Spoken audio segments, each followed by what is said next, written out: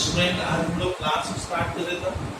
Goodwill valuation student जब भी हम करते हैं तो आपको नॉलेज में रखना होगा कि प्रॉफिट जब भी अचीव करना होगा तो प्रॉफिट को कभी कभी स्टूडेंट में करेक्ट करना पड़ता है। ये ध्यान से सुनो। मान लो गुडविल वैल्यूएशन हम लोग अगली क्लास में पढ़े हैं स्टूडेंट की गुडविल का जब वैल्यूएशन करते हैं किस मेथड में, तो मैंने कल बताया सर गुडविल वैल्यूएशन जब भी करते हैं तो हमारे पास वैल्यूएशन के बहुत से मेथड्स है, अल्टरनेटिव्स है। अल्टरनेटिव वन है student average profit method. Average profit method, इस मेथड से हम अपनी फर्म का पार्टनरशिप फर्म का गुडविल वैल्यू कर सकते हैं। एक रास्ता हमारे पास है एवरेज प्रॉफिट। अगर आपको लग रहा है कि सही नहीं है सर ये मेथड से एक बेहतर मेथड होता है सुपर प्रॉफिट मेथड। फिर हमारे सिलेबस में सर 12 आईसी सीबीएसई और 12 training board as well as CA foundation या सीएमए या सीएस तो स्टूडेंट ये मेथड है हमारा सुपर प्रॉफिट के बाद स्टूडेंट कैपिटलाइजेशन मेथड। ये आपको पहले ध्यान रखना है। फिर आपको ध्यान रखना है सर एवरेज प्रॉफिट मेथड में गुडविल की वैल्यू कैसे करते हैं। एवरेज प्रॉफिट मेथड में स्टूडेंट हमारे पास गुडविल वैल्यूएशन का दो तरीका है। एक मेथड है इसके भीतर है, ये आप ध्यान रखना इसके भीतर है सिंपल एवरेज प्रॉफिट मेथड और एक का नाम है student weighted average profit method. अब समझ गए आप लोग। सर एवरेज प्रॉफिट में भी दो तरीके हैं, एक होगा सिंपल एवरेज प्रॉफिट मेथड से गुडविल वैल्यूएशन, एक करेंगे हम वेटेड एवरेज से। और सर कैपिटलाइजेशन को भी दो भागों में आप डिवाइड कर लेना। सर इसके भीतर हमारे सिलेबस में जो रखा है ध्यान से सुनिए, कैपिटलाइजेशन ऑफ एवरेज प्रॉफिट। देखिए आप वर्ड पे ध्यान दीजिए, कैपिटलाइजेशन ऑफ एवरेज प्रॉफिट और एक का नाम है student capitalisation of super profit. देखो अगर मैं इसको सब डिवीजन के नजरिए से बोलूंगा इसमें देखा जाए तो 5 मेथड लग रहे हैं। ध्यान से सुनिए, एवरेज प्रॉफिट में सिंपल एवरेज, दूसरा मेथड हमारा वेटेड एवरेज प्रॉफिट मेथड, एक अकेला है सुपर प्रॉफिट मेथड, एक है सर हमारा कैपिटलाइजेशन मेथड में वर्ड देता capitalisation of average profit, capitalisation of super profit. कारण में बताना सुन, जब सिंपल एवरेज में गुडविल की वैल्यू करूंगा तो मैं क्लास में बताया था कि इसमें क्या करते हैं इसमें एक पार्टनरशिप फर्म का कुछ पुराने लास्ट फ्यू ईयर का प्रॉफिट देते हैं, उसके बेस पे हम लोग क्या करते हैं सर सिंपल एवरेज में गुडविल की वैल्यू निकालते हैं। तो मैं यहीं पे आपको दिखाकर आज सिखाऊंगा कि इसमें दिक्कत कहाँ आती है। अब देखते जाओगे आप इसमें एग्जाम्पल 1 देखते हैं।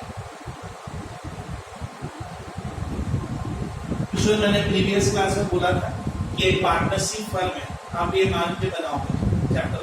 ये हो गई स्टूडेंट हमारी पार्टनरशिप फर्म है सपोज, और इसमें हमारे दो पार्टनर है। There are 2 partners in a partnership firm. Partnership firm में दो पार्टनर को अपने ऑलवेज मेरे एग्जांपल में रहेगा सर ए एक पार्टनर हो गया और बी एक है पार्टनर है। तो sir there are 2 partner, partner A partner B. और ये फर्म हमेशा मान के चलो कि बहुत पुरानी है। पुरानी मतलब कल मैंने अगले क्लास में मैं कैरी ऑन तो मैंने बोला था ये फर्म मान के चलो 10 साल पुरानी है। 10 साल का मतलब सर यहाँ पे हुआ ईयर 1 YEAR, ईयर 1 2 3 4 5 6 7 8 9 और 10। ये हो गया। इसको मैं कहूँगा सर पढ़ाते समय टाइम लाइन। ये हमारा टाइम लाइन है और मैं मान लेता हूँ सर ये पार्टनरशिप फर्म बनी थी यहाँ ईयर 1 में और आज 10 ईयर कंप्लीट हो गया। अब ये लोग क्या करेंगे गुडविल का वैल्यू करना चाहते हैं। गुडविल की वैल्यू क्यों करेंगे सर? ए और बी को मैंने पूछा कि भाई तुम गुडविल की वैल्यू क्यों कर रहे हो, तो गुडविल वैल्यूएशन स्टूडेंट मैंने कल बताया था अगले क्लास में ऑलवेज नहीं करते हैं। कब करते हैं? जब कोई पार्टनर एडमिशन लेता है तब गुडविल की वैल्यूएशन करते हैं। एडमिशन मतलब सर एक नया साथी, एक नया पार्टनर हमारे फर्म में आएगा, तो मैं प्रीवियस क्लास में बताया था कि सर एडमिशन होगा, कोई नया पार्टनर से मान लो सी हमारे फर्म में आ रहा है, तो आप गुडविल की वैल्यू करोगे। एक मैंने बताया था अगर कोई फर्म सर पार्टनर फर्म से चला जाता है, रिटायरमेंट लेगा, उस वक्त हमें गुडविल की वैल्यू करनी पड़ती है। सर ये रूल्स है कि नॉलेज में रखना, रिटायरमेंट में करते हैं। सर कोई पार्टनर का अगर सडन डेथ हो जाए, डेथ हो गया, मान लो सर ए बी में पार्टनर बी की डेथ हो गई, उस वक्त हम गुडविल की वैल्यू करते हैं। यानी गुडविल की वैल्यू का इंपॉर्टेंस कब आता है? At the time of admission of A partner, at the time of retirement of A partner, at the time of death of A partner. यानी 3 मौके हैं जहां पे गुडविल वैल्यू करते हैं। इसके बाद आते हैं sir change in profit sharing ratio. Sir समझ में नहीं आ रहा है तो मेरा पहला प्रीवियस लेक्चर आप लोग देख लीजिएगा।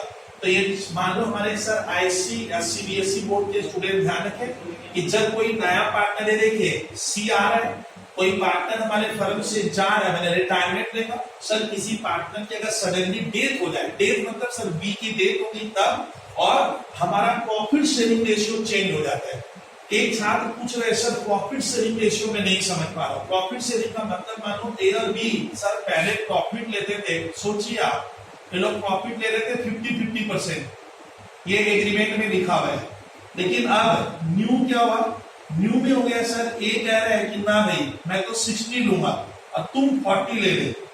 इस पोजीशन को इसी को कहते हैं सर, ये चैप्टर हो गया अकाउंट्स का। इस चैप्टर का नाम है change in profit sharing ratio, change in PSR.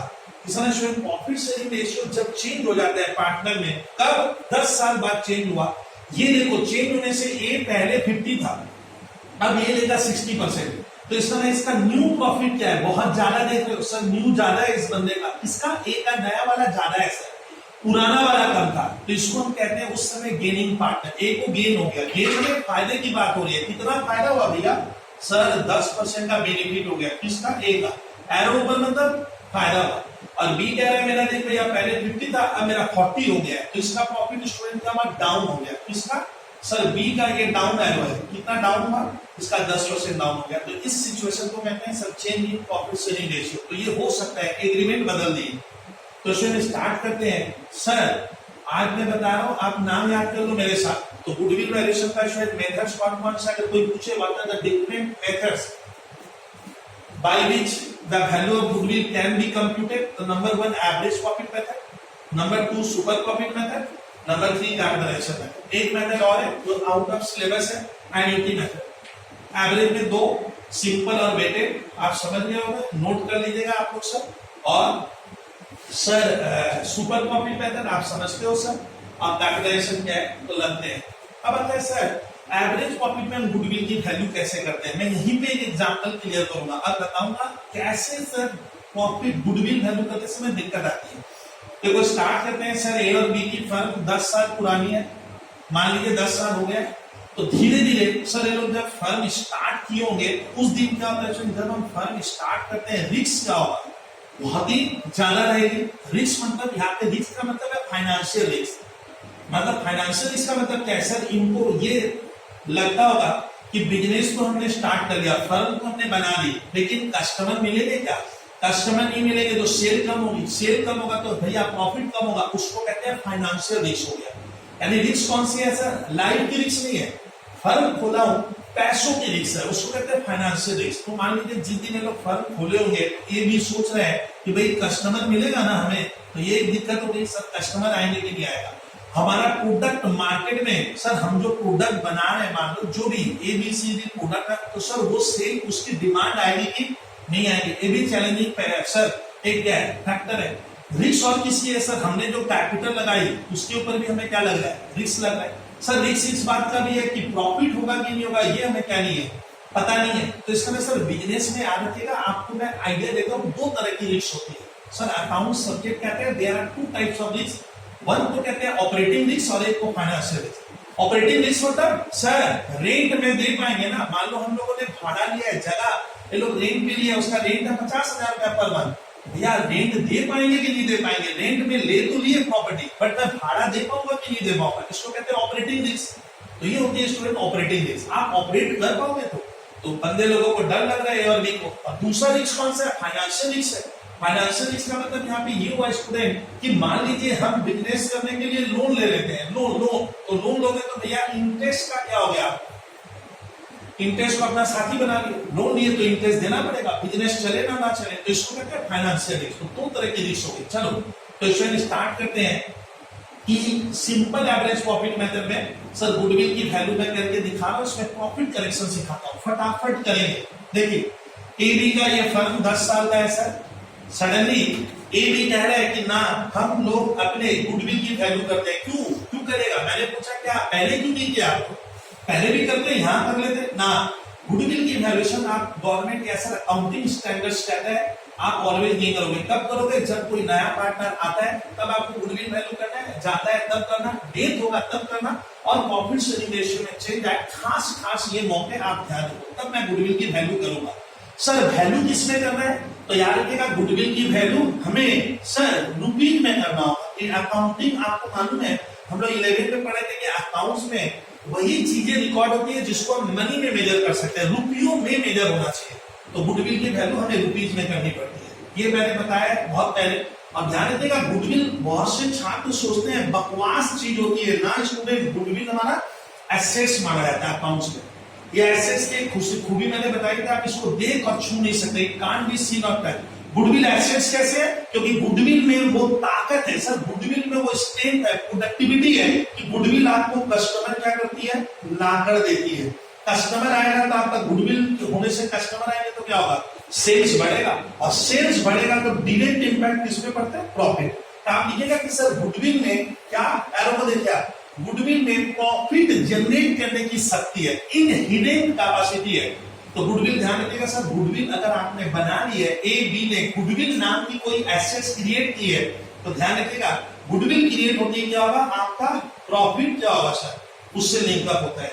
माने गुडविल मोटी बात है, हमें प्रॉफिट अर्न करने में मदद करेगी। कौन सा प्रॉफिट? जो जितना अर्न करता है हम उससे ज्यादा कमा देते हैं, वो ज्यादा वाला पोर्शन को हम कहते हैं सर सुपर प्रॉफिट, और वही माना जाता है गुडविल। वो गुडविल की वजह से होगा। चलिए सर ए भी कहता है कि हम अपनी फर्म की गुडविल की वैल्यू करेंगे। अब गुडविल किस पे डिपेंड हो गया स्टूडेंट? गुडविल डिपेंड करता है, ध्यान से देखिएगा, प्रॉफिट के ऊपर। माना जाता है मोर प्रॉफिट, आप ध्यान से देखिएगा, मोर प्रॉफिट तो गुडविल भी ज्यादा आएगी, और कम प्रॉफिट तो गुडविल का वैल्यू कम आएगा। प्रॉफिट है ही नहीं, आप वो प्रॉफिट भी नहीं कमा पा रहे हो जो नॉर्मली सभी अर्न कर लेता है, तब माने ना आपका गुडविल का वैल्यू क्या मालूम है? जीरो। सर गुडविल है नहीं। सर एक बार समझ में नहीं आ रहा है, तो मैंने अपने प्रीवियस एग्जांपल में बताया था, मान लो स्टूडेंट हमें मालूम है कि जो कॉमर्स के छात्र है जो सीए का कोर्स करते हैं, चार्टर्ड अकाउंटेंट, एक चार्टर्ड अकाउंटेंट की स्टूडेंट एवरेज पे होती है करीब 6 लाख रुपया साल का उसे मिल सकता है। मैं कोलकाता के हिसाब से चल रहा हूं, तो 6 लाख स्टूडेंट वो फिगर है जो हर चार्टर्ड अकाउंटेंट जो कोर्स करते हैं बच्चे, उनको मालूम है तो भैया सीए कर लिए तो 5-6 लाख रुपए तो मेरा कहीं नहीं जा रहा। वो अपने मन में खुद ही सोच लेता है। कहां से सोचा? सर किसने बता दिया कि सर सीए करेंगे तो साल का मिनिमम तो 6 लाख मिलेगा? यही सोचने लायक बात है। इसका स्टूडेंट तब क्या होता है? सर ये जो 6 लाख रुपया एक स्टूडेंट सोच रहा है कि भैया सीए बन गए तो चलो कम से कम जितना भी बुरा वक्त है एक सीए को एवरेज 6 लाख तो मिलता ही है। तो ये खबर मैंने इसको पूछा, भैया तेरे को कौन बोला कि सीए करेगा तो 6 लाख होगा? बोला सर मैंने मार्केट देखा, और मार्केट में जितने भी सीए हैं मुझे एक भी कोई सीए ऐसा नजर नहीं आया कि जो 6 लाख से कम का पैकेज ले रहा है। मैंने 6 लाख तो सर वो फिगर है जो हर कोई सर चार्टर्ड बन के अर्न कर सकता है। तो 6 लाख क्वेश्चन आप क्या मान लो, इसको कहते हैं स्टूडेंट तब मालूम है अकाउंट्स में कहते हैं ये वो नॉर्मल प्रॉफिट है, ये सर वो क्या है सर अट्रैक्शन है जिसको देखकर बच्चा सीए करता है। बच्चा सीए इसलिए नहीं करता कि सीए का कंटेंट बहुत अच्छा है, कंटेंट तो अच्छा है ही है, साथ में पैकेज भी तो अच्छी है। 6 लाख रुपया मिनिमम स्टार्ट है, ऊपर स्काई इज द लिमिट है। 5 करोड़ की भी पैकेज है और 4 करोड़ की भी पैकेज। आप सोच के देखिए तो स्टूडेंट क्या होता है, एक चार्टर्ड अकाउंटेंसी जब आप कोर्स करते हो तो आपके मन में एक फिगर बैठता है, ये फिगर है जो आपको उस कोर्स में सर डाल देता है कि ना मैं तो करूंगा। सीए बन गए तो लगता है हम मिडिल क्लास नॉर्मल व्यक्तियों का सर करियर बन जाएगा।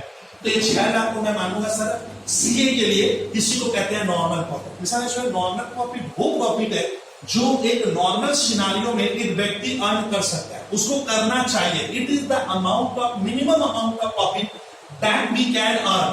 तो मान लो ये सीए अब जॉब में लगा, मान लेते हैं सीए बन गया, जॉब में लगा, 6 लाख एवरेज पैकेज है। ये मुझे बोला सर मुझे तो 2,75,000 रुपया के ऊपर कोई दे ही नहीं रहा है, तो मैं मानूंगा इसकी गुडविल नहीं है, जीरो है। यानी ये नॉर्मल प्रॉफिट भी अटेन नहीं कर पा रहे, जो मिनिमम इसको मिलना चाहिए। ये कह रहा है सर मुझे तो 2.5 लाख 3 लाख के ऊपर नौकरी मिल ही नहीं रही है। तो मान के चलना कि इसने कोर्स तो कर लिया होगा, शायद कोई ना कोई टेक्निकल प्रॉब्लम है, कुछ तो दिक्कत आई है कि कोई फर्म इसको वो फिगर देने के लिए रेडी नहीं है, और बंदा 2.75 में नौकरी करना कर लूंगा, कोई उपाय नहीं है। तो मान लेना इसका गुडविल हम नहीं लिखेंगे, जीरो नहीं लिखते, गुडविल माइनस नहीं होती है। तो गुडविल होने के लिए इसमें ध्यान रखिएगा, गुडविल क्या है सर? गुडविल वही चीज है, गुडविल वो सर गुडविल हमें हेल्प करती है उस प्रॉफिट को लाने में जो नॉर्मल प्रॉफिट से ज्यादा होगा। मान लो सभी सीए 6 लाख का पैकेज लगते हैं, मैं जहां पढ़ा रहा हूं सर हुगली डिस्ट्रिक्ट में रिसरा बहुत ही फेमस जगह है सर सीए का। सर इसको क्या माना जाता है मालूम है क्या? तो सर यहाँ पे सीए के सुल्तान बसते हैं, इतने सीए हमारे रिश्ता में, तो इसको सीए का सुल्तान कहा जा सकता है। अब सुनिए सर, मैंने रिश्ता में 25 बच्चों के ऊपर इंक्वायरी की तो भैया क्या कमाते हो, तो कोई 2-4 बच्चे ही बोले कि सर हमारा पैकेज 6 लाख के कम है। और मैक्सिमम स्टूडेंट का मैंने देखा कोई 8 लाख, कोई 10 लाख, कोई 20 लाख। तो जो 6 लाख के ऊपर कमाएगा तो मैं मानूंगा उसमें कुछ एक्स्ट्रा कैलिबर है, उसी को कहते हैं गुडविल। यानी goodwill helps to earn more than normal profit. तो नॉर्मल प्रॉफिट सर वो प्रॉफिट है जो नॉर्मल सिनारियो में एक फर्म को या एक पर्सन को उस बिजनेस से वो अर्न कर सकता था। अगर नहीं कर पा रहे हैं तो मान लेना उसमें कोई टेक्निकल या कोई भी किसी भी तरह की कमी समय है, तो मानूंगा सर उसका गुडविल है। तो गुडविल सर उसी प्रॉफिट की सर यहाँ बात की है। तो goodwill helps to earn more than normal profit. अगर ऐसा होता है तब उसको हम गुडविल मानेंगे। और मैं नॉर्मल प्रॉफिट के ऊपर जितना कमाऊंगा, मान लो एक सीए की पैकेज 6 लाख है, लेकिन मेरा एक स्टूडेंट होता है सर मुझे स्टार्टिंग ही 11 लाख की हुई है, साल का 11 लाख मुझे आईटीसी कंपनी देगा। लो भैया मैं हैरान, 6 की 11 देने को कितना ज्यादा मिल रहा है, 5 लाख। इस 5 को आप कहना सुपर प्रॉफिट। चलिए इस बहाने एक तजुर्बा दिए, आपको ये सिखाना था सर गुडविल किस पे डिपेंड है। तो बेसिकली अकाउंटिंग में ध्यान से देखिएगा, गुडविल का संपर्क है प्रॉफिट, यानी गुडविल उसी का माना जाएगा स्वयं जिसके पास क्या है सुपर प्रॉफिट, मतलब मोर देन नॉर्मल प्रॉफिट जो लाने में कैपेबल है, तब मैं मानूंगा उसके पास गुडविल है।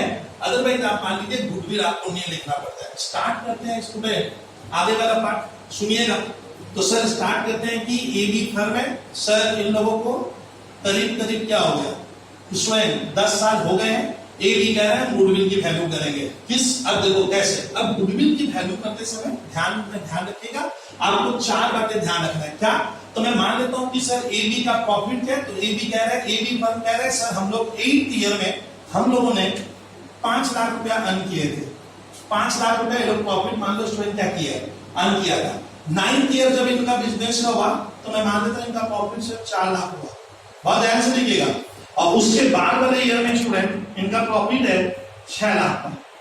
चलो लास्ट आप क्या करना, एवरेज प्रॉफिट में सिंपल एवरेज में हमें ये देखना है कि जिस फर्म की हम गुडविल वैल्यू कर रहे हैं स्टूडेंट, आप देखो कि वो फर्म वो पार्टनरशिप बिजनेस पिछले कुछ सालों में यहां तक मत जाइए, आपको नॉर्मली लास्ट 3 ईयर या लास्ट 4 या लास्ट 5 का इंडिया में ट्रेंड, इसके पीछे भी लॉजिक है। तो मान लेते हैं हम लोग क्वेश्चन में देखेंगे कि सर ए बी फर्म पिछले कुछ सालों से कितना एक्चुअली अर्न कर रहा है। तो मैंने देखा सर एक बार 5 लाख, तो आप लोग लिखोगे 5 लाख, एक बार कितना 4 लाख कमाया, तो एक बार 4 लाख लिखूंगा, और एक बार कितना लिख देंगे सर 6 लाख। ये कितने साल देकर कमाए, तो मैं कल वाले क्लास में बताया था सर मैंने 3 साल दिए, तो 5 4 9 9 और 6 15। तो सर इसका A B firm 15 lakh rupees total क्या किया, अर्न किया है। ये घटना घट चुकी है, इट इज योर पास्ट, ये तेरा पास्ट है विद्यार्थी। 15 लाख लोग कमाया। तो सिंपल एवरेज में नियम क्या है गर्ल्स या बॉयज, तो पहला नियम है आप उस फर्म का पिछले कुछ सालों का प्रॉफिट एग्जाम में देगा, आप वो प्रॉफिट देख लीजिएगा और उस प्रॉफिट का टोटल कर देना। वो क्वेश्चन में सब लिखा रहता है, टोटल किए तो टोटल आया 15 लाख, तो कितने साल समय देकर 3, तो आ गया क्या 5 लाख। इसी 5 लाख को सर यहाँ देखिए, तो इसको कहते हैं सर सिंपल एवरेज प्रॉफिट। मतलब ये 5 लाख का मतलब है ए बी कह रहा है कि हम लोग अपने पार्टनरशिप बिजनेस से पिछले 3 सालों से एवरेज मतलब ये एवरेज हुआ, लगभग क्या कर रहे हैं, लगभग हम 5 लाख रुपया प्रॉफिट निकाल लेते हैं। तो सर 5 लाख को मैं कहूंगा वही होता है सर एवरेज प्रॉफिट। अब ये प्रॉफिट कौन कमा रहे हैं, मैं नहीं, ये लोग अर्न कर रहे हैं। कितना, तो सर ये लोग कह रहे हैं हम एवरेज 5 लाख कमा रहे हैं। अब सुनिए, मैंने पूछा एबी को कि भैया ये तो तेरा पास्ट है, पास्ट बीत गया, रद्दी कागज कहते हैं, तो रद्दी है, बीत गया, आगे क्या करोगे। जो लोग कह रहे हैं सर मान, अब सुनिए इस स्टोरी को सुनना, गुडविल में ये बुक्स में इतनी क्लियर कट बच्चे समझ नहीं पाते हैं। तो सुनिए ए भी कह रहे हैं कि देखो भैया हम पुराने 3 सालों या 4 या 5 ईयर से लगभग 5 लाख अर्न कर रहे हैं। तो ए बी को मैंने पूछा भैया कि आगे क्या करोगे तो बता। तो ये लोग कह रहे हैं सर मान के चलिए कि ये प्रॉफिट हम आने वाले 11वें ईयर, 12वें ईयर, 13 मैंने आने वाले, और मान लो 14 और लिखता हूं, मतलब क्या सर हमारा बिजनेस तो 10 साल पुराना है ही है, लेकिन ये लोग कह रहे हैं सर यही प्रॉफिट, ये प्रॉफिट हम आगे भी कमाएंगे। अब बताओ स्टूडेंट इनको कैसे मालूम कि हम आगे भी ये प्रॉफिट अर्न करेंगे। तो इनका कहना है कि विद्यार्थी आपसे ये लोग कह रहे हैं, पार्टनरशिप फर्म का पार्टनर ये भी कह रहे हैं कि मान लो कि सर हम 5 लाख तो एवरेज कमा ही रहे हैं, लेकिन मान के चलिए ये प्रॉफिट हम आने वाले 1, 2, 3 और क्या 4 साल क्या करेंगे और कमा लेंगे, मेंटेन करेंगे। तो गुडविल स्टूडेंट डिपेंड करता है कि आप उस प्रॉफिट को क्या मेंटेन कर पाओगे। तो स्टूडेंट लाइफ की सबसे चैलेंजिंग चीज क्या होती है, आपको सुने होंगे सर लाइफ डिपेंड होता है मेंटेन, आप क्या मेंटेन कर पाओगे। आप कह तो रहे हो कि सर हम 5 लाख कमा रहे हैं, मैं बोला कि ये तो हो गया, ये घटना घट गई, वो आगे क्या होगा। तो ये भी कहता है सर मान लीजिए कि 5 लाख का प्रॉफिट हम अभी भी 4 साल और अर्न करेंगे। कितने साल, 4। तो ये प्रिडिक्शन है सर। अकाउंट्स का यही तो मजेदार कहानी है कि अकाउंट्स में बहुत कुछ हमें कुछ बच्चे समझते नहीं है। 4, 5 क्या होता है, एस्टिमेट करना पड़ता है। स्टूडेंट बहुत बार एस्टिमेशन से आंसर आते हैं। तो स्टूडेंट ये भी कह रहे हैं कि मान लीजिए मुझको कह रहे हो सर कि हम 5 लाख का प्रॉफिट अभी भी ये 11वां मतलब यहाँ 1 साल है, 4 साल और कमा लेंगे। तो ये प्रॉफिट अभी भी कितनी बार आने वाला है। तो स्कूल के पेपर में लिखा है सर ये एवरेज 5 लाख 4 बार और आएगा। कितनी बार, 4 बार। उस 4 से इनटू कर देने का, ये होती है गुडविल। तो सर गुडविल का वैल्यू 20 लाख माना जाएगा। ये रुपया है भैया, ये रियल में रुपीज है 20 लाख। तो इसमें गुडविल का वैल्यू आप समझ गए कि सिंपल एवरेज में मैं इसलिए स्टूडेंट अभी सम्स पे ध्यान कम दे रहा हूं। आपको जिनको भी सॉल्यूशन लगेगा, हमारी पूरी कोशिश है जब सीख जाएगा आप उसको पढ़ के क्लियर कर लोगे। ये बहुत ही इजी चीज है बस। तो ध्यान दीजिए, कुछ सालों का प्रॉफिट देगा, आप उसको एवरेज कर लेगा। एवरेज आपको आता है सर, मैथ्स के छात्र आप जानते हैं, एवरेज के 5 लाख। ए भी कह रहे हैं ये प्रॉफिट अभी भी हम 4 साल और मेंटेन कर लेंगे। 4 इयर्स हमारे में ये क्षमता है कि मैं 5-5 लाख। मैंने बोला भैया इसकी गारंटी देगा, तो इसमें कोई चीज की ऐसी गारंटी तो होती नहीं है, लेकिन एस्टिमेशन हो सकता है। एस्टिमेशन का मतलब हम ये मान लेंगे कि ए बी का ये कह रहे हैं कि हमारा जिस तरह का बिजनेस मॉडल है, हम उस 4 साल तक धड़ल्ले ये पैसा कमाएगा, हमें कोई दूसरी फर्म चैलेंज नहीं कर पाएगी। देखिए अब इसका मीनिंग समझ गए। एक दूसरा फॉर्म और है, मान लो सी और डी वहां के पार्टनर है। सी डी बोलते हैं ना तेरा सारा प्रॉफिट मैं खा लूंगा। ए भी कह रहा है सर इतना आसान नहीं है, मान के चलिए ये प्रॉफिट अभी भी हम 4 ईयर मेंटेन कर लेंगे, कोई दूसरी फर्म जल्दी से हमें चैलेंज नहीं कर पाएगी। इसका ये इसका मीनिंग यहाँ पे स्टैंड होता है। अब स्टूडेंट लगते हैं कि जो प्रॉफिट मैंने लिखा ना स्टूडेंट, अब सुनिए कभी कभी ये जो प्रॉफिट होता है ना स्टूडेंट सिंपल एवरेज में, ये हमेशा नॉर्मल प्रॉफिट होना चाहिए। ध्यान से सुनिएगा, क्या होना चाहिए नॉर्मल। मतलब सर इस प्रॉफिट में पीओ हम जो बिजनेस करते हैं ना वही प्रॉफिट होना चाहिए, खाली बिजनेस वाला प्रॉफिट आपको लेना है।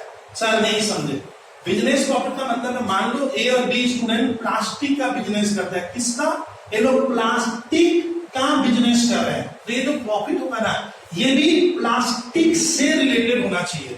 आप प्लास्टिक का बिजनेस कर रहे हो और मालूम चला कोई दूसरे तरह का बिजनेस का प्रॉफिट इसमें इंक्लूड हो गया जिसको तुम करते नहीं हो, तो स्वयं ध्यान रखिएगा कि प्रॉफिट जब भी लोगे तो उसी क्लास या सेम टाइप ऑफ बिजनेस का होना चाहिए। अगर मैं इधर उधर की एक्टिविटी से पैसा कमा लिया और वो पैसा मेरे इस प्रॉफिट में क्या है जुड़ गया है, तो उसको हमें नहीं लेना है, यहाँ पे तकलीफ होगी। तो सर पहला चैलेंजिंग फैक्टर है कि हमें अपने प्रॉफिट को क्या करना होगा, तो स्वयं करेक्ट करना पड़ता है। प्रॉफिट बहुत बार गलत देगा। अब स्टार्ट करता हूं सर प्रॉफिट को हम कैसे करेक्शन करेंगे। जो प्रॉफिट देगा उस पर आपको काम मत करना, क्योंकि वो प्रॉफिट स्टूडेंट बहुत बार गलत भी हो सकता है। देखिए गलती खाना होगी सर, आपको एकदम ब्रीफ है 7 to 8 मिनट में सर ये टॉपिक बताएंगे। स्टार्ट कर रहा हूं। मान लीजिए सर ए और बी का एक ही एग्जांपल से देता आप क्लियर हो जाएगा। अब मैं ऐसे भी रेस करने वाला हूं। मान लीजिए दो पार्टनर है ए और बी, बहुत ध्यान से देखिए, ठीक बात है। आज इसको टॉपिक को ढंग से समझ गए तो सर आपको सिंपल, एवरेज, सुपर और एवरेज कहीं भी दिक्कत नहीं आएगी। लेकिन ये बहुत डिटेल में नहीं सीखते, बोलते हैं ना सर ये सब ऑर्डिनरी, ना ऑर्डिनरी तो है लेकिन आपका कंसेप्ट ही क्लियर नहीं है तो नहीं कर पाओगे। स्टार्ट करते हैं। तो सर मान लीजिए ए और बी की एक पार्टनरशिप फर्म है। ये लोग इस सवाल में क्या दिया स्टार्ट करते हैं। ये लोग क्या किया, अपने कुछ सालों का आपको एग्जाम में प्रॉफिट दिया है। ए बी फर्म क्या कह रहा है, सुनिए। ए बी फर्म कह रहा है कि मान लो मैं पिछले 4 साल का प्रॉफिट लिखता हूं। प्रॉफिट 1, ईयर 1, ईयर 2, ईयर 3 और ईयर 4। यहाँ इनका प्रॉफिट है सर। इस साल इन लोग का प्रॉफिट दिखा रहा है 3 लाख का प्रॉफिट है सर। इस साल इन लोग का प्रॉफिट है 8 लाख का सर। इस बार इनका प्रॉफिट आया है 5 लाख का और सर इस बार इनका प्रॉफिट आ गया है, बहुत ध्यान से देखना, उसमें 1 लाख का। ये क्या दिया हुआ रहेगा एग्जाम के पेपर में, प्रॉफिट दिया है। प्रॉफिट ईयर 1 का ए बी पार्टनरशिप फर्म है, प्रॉफिट है 3 लाख। फिर इनका प्रॉफिट है 8 लाख, ये 5 लाख और ये क्या 1 लाख। अब बताओ तो प्रॉफिट कैसे निकलता है इसमें अकाउंट्स में। तो सर आपको मालूम है अकाउंट्स में प्रॉफिट निकालने के लिए हम 11 में एक पीएल अकाउंट बनाते थे। अब देखिए पीएल अकाउंट में इसमें हम लोग सबसे पहले क्या लिखते हैं, बाई ग्रॉस प्रॉफिट। अब देखते हैं, मालूम चला स्टूडेंट ए बी कुछ पैसा अपने बिजनेस का क्या किया है, कहीं इन्वेस्ट करके रखा है। एकदम देखते जाना है स्टूडेंट आप लोग। ये लोग कुछ पैसे इन्वेस्ट किए, कहां से आप बताओगे, कहीं भी सर फिनेंशियल मार्केट में लोग पैसा इन्वेस्ट किया है। और जहां इन्वेस्ट किए हैं वो व्यक्ति बोल रहा है कि सर आप पैसा लगाइए तो मैं आपको 10% के रेट से क्या करूं। ये व्यक्ति, हम लोग यहाँ पैसा इन्वेस्ट किया है, ये कुछ भी है, एक फिनेंशियल इंस्टीट्यूशन है और ये हम लोग को कह रहा है कि बदले में मैं आपको 10% इंटरेस्ट होगा। तो सर मान लीजिए हम लोग जो इन्वेस्ट किए, बताओ तो ये मेरे बिजनेस से रिलेटेड है ना सर। हम लोग तो कौन सा बिजनेस बोले थे, मैं तो बोला था ये लोग क्या करता है, ये लोग प्लास्टिक का फर्म है, ये लोग का नाम है प्लास्टिक होलसेल बिजनेस। ये लोग बोलते हैं सर अपने कुछ पैसे इन्वेस्ट कर दिए, उसकी वजह से हमें इंटरेस्ट मिल रहा है, अच्छी बात है। लेकिन इंटरेस्ट सर इनके लिए क्या हो गया, एबी के लिए इनकम है, तो इंटरेस्ट ये लोग मान लो इधर लिखा है। देखते जाओ प्रॉफिट कैसे का, इधर लिखा रहेगा क्या, इंटरेस्ट ऑन इन्वेस्टमेंट। ये सभी को आता है, क्यों सर, क्योंकि एक इनकम है, इनकम के लिए। मान लेते हैं इंटरेस्ट इनको मिला है सर 20,000 रुपया मान लो, तो सर एक तो इसमें इंटरेस्ट ऐड हो गया। मालूम है इंटरेस्ट, ये जो पैसा लोग इन्वेस्ट किया है ना, ये इनके बिजनेस से देखो रिलेटेड नहीं है, ये आउटसाइड दुनिया में। इसको कहते हैं नॉन सर ट्रेड इन्वेस्टमेंट, इसको कहा जाता है नॉन ट्रेड। नॉन ट्रेड मतलब ये मेरे बिजनेस से सर रिलेटेड इन्वेस्टमेंट नहीं है, ये तो हम बाजार में पैसा लगा दिए, हमें क्या हो गया 20,000 रुपया इंटरेस्ट मिल गया। देखो इंटरेस्ट मिलने से मालूम है यहाँ का आपका नेट प्रॉफिट क्या होगा, नेट प्रॉफिट ज्यादा हो जाएगा। क्यों, तो आपको रूल बता रहा हूं, इधर ज्यादा हो गया तो एनपीवी क्या होगा, क्रेडिट साइड ज्यादा, यानी याद रखना अगर आपका क्रेडिट में कुछ लिखा है तो इधर एनपीवी 20,000 से बढ़ गया, एक हो गया। फिर सुनते हैं सर, बहुत ध्यान से सुनिएगा। ये लोग सर शेयर बाजार में भी पैसा इन्वेस्ट किया, मैं नहीं किया हूं, ये लोग कहा शेयर मार्केट में पैसा लगा दिया ए बी, जबकि काम है प्लास्टिक का। और शेयर बाजार में इन्वेस्ट किया तो वहां से डिविडेंड मिलता है। आप 11-12 के स्टूडेंट इतना समझते हो कि हम शेयर में पैसा लगाते हैं तो सर हमें डिविडेंड मिलता है। बताइए डिविडेंड इनके प्लास्टिक से कोई रिलेशन ही नहीं बना रहे। तो ऐसी इनकम को जो आप कमाते हो ना, इसके लिए गुडविल नहीं चाहिए। इसके लिए गुडविल क्या है, आपको तो प्रोडक्ट बेचना है, आप तो शेयर बाजार में लगा दिए, सामने वाली कंपनी आपको डिविडेंड देगी। तो मालूम चला स्कूल के पेपर में यहाँ क्या लिख दिया है, डिविडेंड। हम मानेंगे नॉन ट्रेड इन्वेस्टमेंट है, डिविडेंड इनकम मिल गया, मान लो इनको 10,000 का सर 30 साल लिखवा, ध्यान से देखिए। इस साल ये लोग सर अपना कोई फिक्स एसेट सेल किया है, मैं नहीं किया, इसने किया, एबी ने। मान लो कोई स्टूडेंट फिक्स एसेट सेल कर दी, क्या सेल कर दी, फिक्स एसेट। सर एक नाम बोल सकते हो आप फिक्स एसेट का, कोई भी नाम ले लेता हूं। ये लोग फिक्स एसेट सेल किया, मान लो वो फिक्स एसेट सर 2 लाख की थी और ये लोग सेल किया है 4 लाख में। कितने में, 4 लाख में, 4 लाख में सेल कर दिया। तो 2 की चीज अगर 4 में सेल करेंगे तो प्रॉफिट हुआ। लेकिन बताओ ये प्रॉफिट हम प्लास्टिक बेच कर थोड़ी लाए, ये मेरे बिजनेस एक्टिविटी नहीं है, इसको कहते हैं नॉन ट्रेड एक्टिविटी हो गया। मतलब मेरा काम ही है फिक्स एसेट बेचना। लेकिन सडनली ए और बी ने क्या किया, फिक्स एसेट बेचा और सडनली 2 लाख की चीज 4 लाख में बेचे तो 2 लाख का प्रॉफिट आ गया। देखो यहाँ क्या लिखा हुआ है, profit on sale of investment कितना आ गया 2 लाख। अब समझे स्टूडेंट, ये जो तीनों जो स्टूडेंट मैं पैसा अर्न कर रहा हूं इसको कहा जाता है, आप जो पैसा कमाए ये हो गया सर नॉन ट्रेड इन्वेस्टमेंट, मतलब ये आपके बिजनेस से रिलेटेड नहीं है, लेकिन पीएल में हम सब कुछ लेते हैं, आपको मालूम है सारी इनकम लेते हैं। तो इससे मेरा क्या हो गया, इस साल ए और बी का सडनली एनपी क्या होगा, बहुत ज्यादा हो जाएगा। ध्यान रखिएगा, मोर क्रेडिट, अगर क्रेडिट पे 1 रुपया ज्यादा लिखोगे तो यहाँ एनपी भी 1 रुपये से बढ़ जाएगा, तो इनका प्रॉफिट ज्यादा आ गया।